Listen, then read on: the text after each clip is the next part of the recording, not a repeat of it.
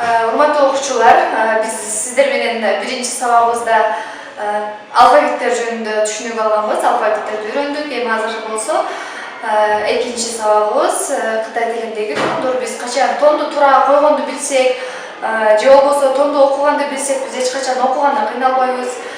Сүйлөм түзгөндө биз тондордон кыйналбайбыз. Ошон үчүн азыр экинчи сабагыбыз тон аркылуу кытай тилинде тондо шандяо дейт. Азыр биз ушул тондорго көңүл бөлөбүз. Биринчи тондор кытай тилинде 4 тон бар. Биринчи тон и биринчи жөнөкөй эле түз сызык болуп жазылат. Андан кийин экинчи тон төмөндөн өйдөгө жазылат. Үчүнчү тон өйдөдөн ылдый, анан ылдыйдан өйдөгө. Андан кийин төртүнчү тон өйдөдөн ылдыйга. Мисал үчүн А деп айта турган болсок, караңыздар, бул жерде А жөн эле айтабыз. А, экинчи А, андан кийин А. Мисал үчүн ма, андан кийин ма.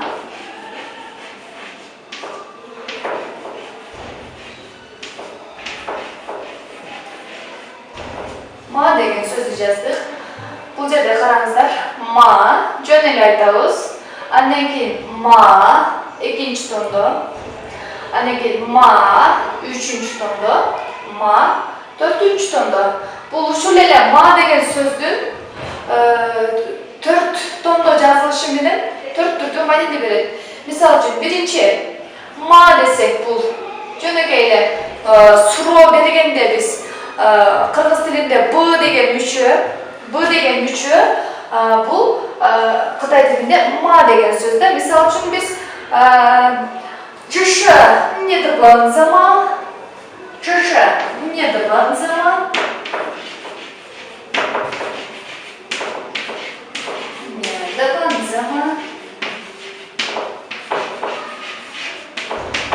ма десек, бул жерде ма деген суроолуу сүйлөмдө колдонулат. Чышы не дыбанзама, бул сенин дептериңби. Чышы дыбанза, бул менин дептерим. Бул жерде ма деп суроо бергенде ма мүчөсүн колдонуп, бул суроолуу сүйлөмдө колдонулат.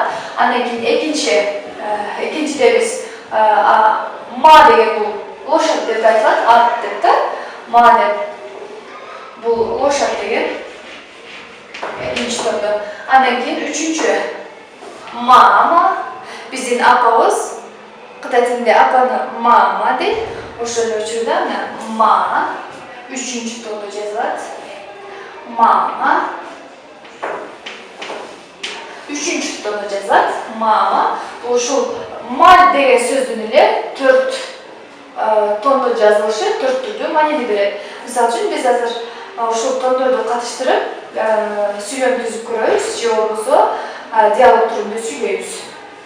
Бул жерде диалог эки адамдын сүйлөшүүсү. Лего айтып жатат. Лина, нихама. Бул жерде ма деген сөз суроо айтат. Суроолуу сүйлөмдө колдонулат. Ма. Лина, саламатсыңбы? Лина айтып жатат. Уа, хам. Мен абдан жакшымын. Сенчи? Уая, мен абдан жакшымын. Бул жерде качан үндүү таңбалардын үстүнө тондор коюлат. Уа, мени, уая, Биз азыр кытай тилиндеги тондор жөнүндө түшүнүк алдык. Биздин экинчи сабагыбыз ушун менен соңуна келип жетти. Үчүнчү сабагыбызда биз кытай тилинде диалог түрүндө сүйлөшүштү үйрөнөбүз.